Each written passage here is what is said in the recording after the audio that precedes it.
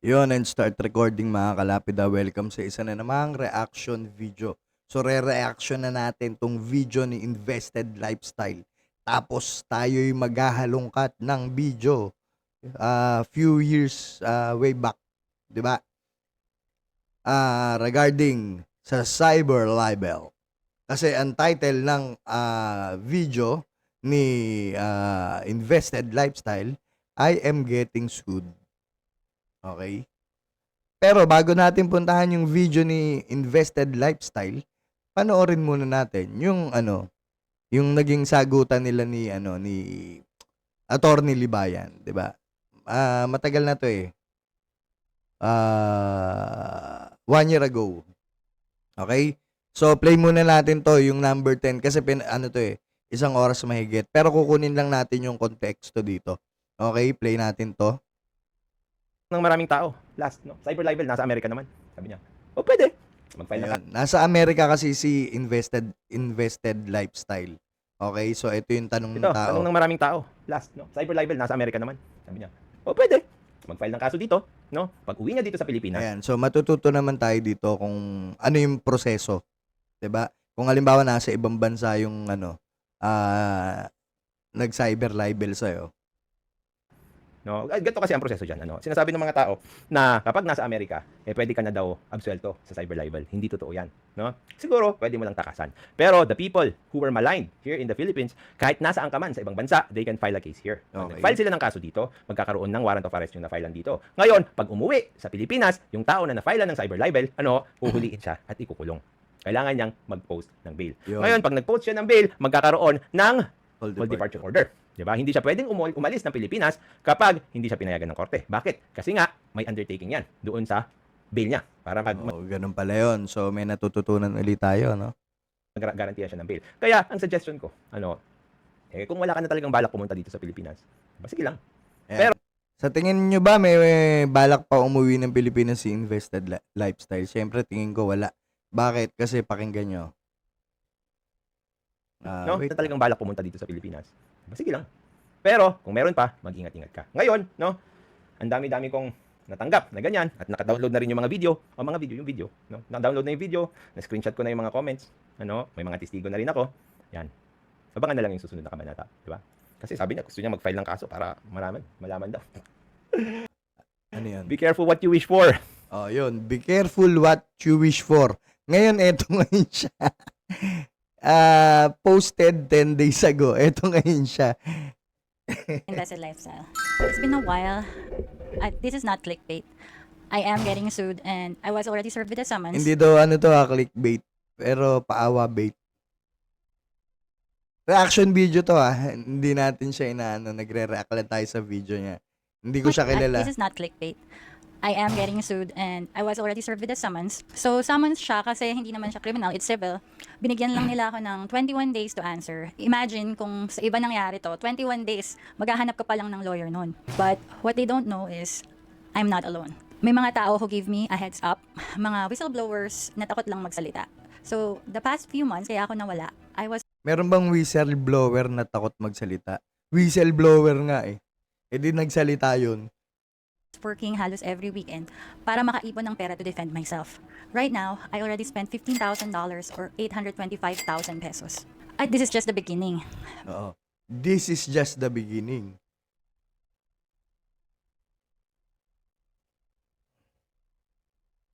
Attorney, magsalita ka. This is just the beginning. Abangan na lang yung susunod na kabanata, di ba? Kasi sabi niya, gusto niya mag-file ng kaso para malaman daw. Be careful what you wish for. Be careful what you wish for. Ngayon, eto, magkano na ngayon yung ginagastos mo? Working halos every weekend para makaipon ng pera to defend myself. Right now, I already spent $15,000 or 825,000 pesos. At this is just the beginning. Pero ang tanong, how did we get here? It all started back in 2009 when I was personally scammed by an MLM in the Philippines. Maliit lang na pera pero yung kahihiyan at muntik nang mawala yung mga kaibigan at family ko, that's the worst. Yung experience na yun made me research MLMs and I did my best to protect my friends and family from it. Actually, I found my first inspiration kay Ethan Vanderbilt. Isa siyang pioneer sa anti-MLM. Parang yung iba yung pinakita ni Attorney Libayan na content niya nung 5 years ago, no? movement na actually bigla na lang nawala. Sabi-sabi nila, it's because of false copyright strikes katulad ko at lawsuits. So, let's fast forward to 2020. In 2020, yung mga MLMs, mas mabilis pang kumalat kaysa sa COVID. Karamihan ng friends and family ko naging members ng kung ano-anong MLM. And I warned them, but napaisip ako, it needs to be heard by more people. Pero, ayoko ng drama, ayoko ng stress, and I definitely don't want to get sued. So, napanood ko si Coffee Sila and si Doc Adam. Ito nga yung t-shirt ni Coffee Sila. They gave me hope. Masaya ako na marami silang natutulungan. And I supported them and donated to their cause. Nag-member ako kay Coffee Sila sa Patreon at nagpa-member din ako kay Doc Adam. So, I supported them pero I still didn't want to get involved. Ang nangyari is yung best friend ko almost got into an MLM, hindi niya alam. Then, Doc Adam got sued by Doc Para, and then Coffee Sila rin na-false copyright strike ng mga fake guru. So, I decided, I really need to do this. I need to be brave. So, Anong kaso niya, no? I got a defamation insurance and really tried. Defamation. Ay, hindi. Saglit. This video, I share my recent lawsuit and have shed light on the realities of legal issues that content creators face on YouTube and what this means for my channel. Tuloy. My best not to get sued. I can't watch people get scammed anymore. Kasi, if they don't agree with what I'm saying, yung mga MLM, they can just debunk me, diba? Or make a video debunking what I'm saying. Yung mga ibang MLM companies, in fairness, left me alone. They respected my freedom of speech and my plan is just to give an opinion to every single MLM. Pero, hindi Ganun talaga. Hindi mo naman mapiplease lahat. pala ganun kadali. Kaya nga sabi ni attorney, be careful what you wish for. O, ayan. Hindi man kay attorney galing, at least civil case pa. Hindi ka pa nakakaharap ng criminal case, di ba? So, the first person to try to sue me is Cookie from Kiani, kung naalala nyo. She was the one who false copyright striked me. I first consulted a lawyer and then activated me. Networking din yun. Kiyani ba? Ano yun? Kiwami. Doon nag-member yung mga kaibigan ko eh. Nakalimutan ko na yun. Basta yun na yun. Parang Keanu Reeves. About copyright and fair use. I was also helped by non-profits dito sa US na nagpaprotekta sa free speech. So after nun, all her videos na ginawa ko are still up in my channel kung gusto nyo panoorin. So after that, even though some people try to take down my video, naging expert na ako in defending my videos dahil wala naman talaga akong ginagawang masama. Si Cookie naman, ano nangyari sa kanya? After making my life hell, nag-send siya ng apology letter at umamin na fake yung copyright strike niya. So, no Cookie, don't apologize to me. Apologize to the people that you scammed. So, Copyright strike. Kung gusto naman ng tao mag-copyright strike. Nasa iyo naman yun, di ba? Pwede mo na mailaban yun. Okay? dahil sa ginawa niya sa akin, napansin din siya ng anti-MLM creators dito sa US. Yun ang tinatawag na rise and effect. The harassment stopped and the power of truth. Kiyani. To those who want to know about how IMG made my life hell and failed, meron akong series. Pero regarding my ongoing lawsuit, hindi ko pwedeng sabihin muna sa inyo yung mga nangyayari. I can't talk about the case. What I can say is most of the time, they sue YouTubers for defamation. Si Spencer Cornelia, Doc Adam, Atosi. But in my case, they sued me for copyright infringement, not defamation.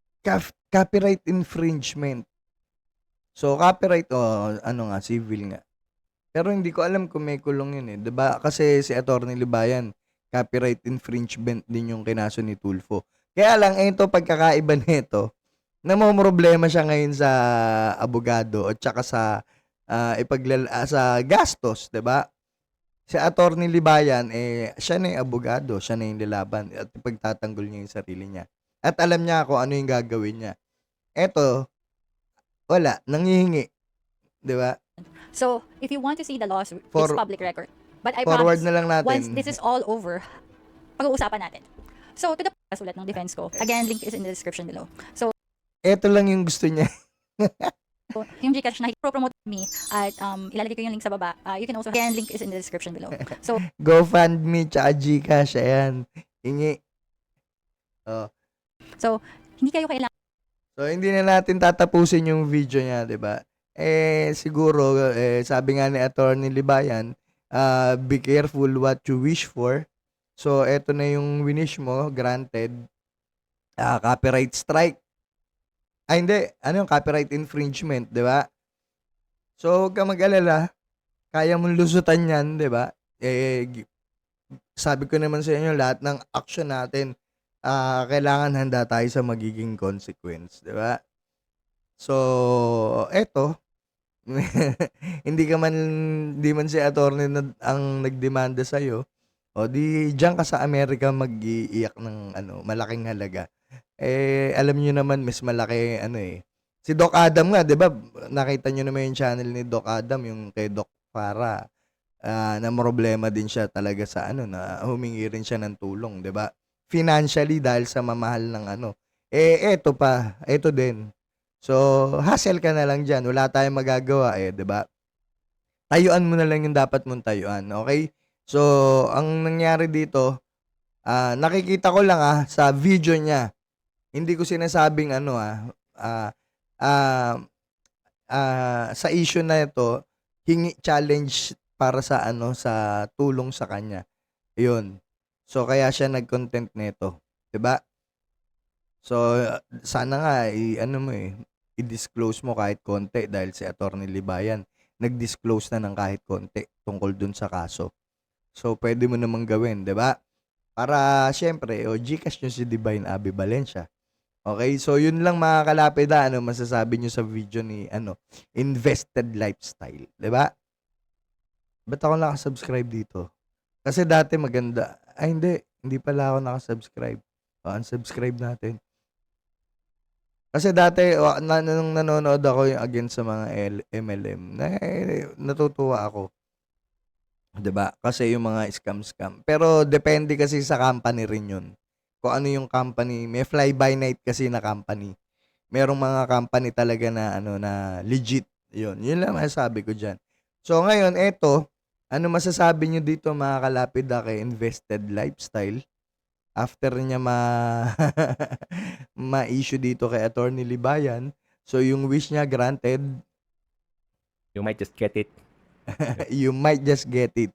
So, mga kalapida, comment down below. Huwag kalimutan mag-subscribe, tsaka mag-comment, at tsaka i-like nyo na po. Okay? So, yun lamang muna mga kalapida at stop recording.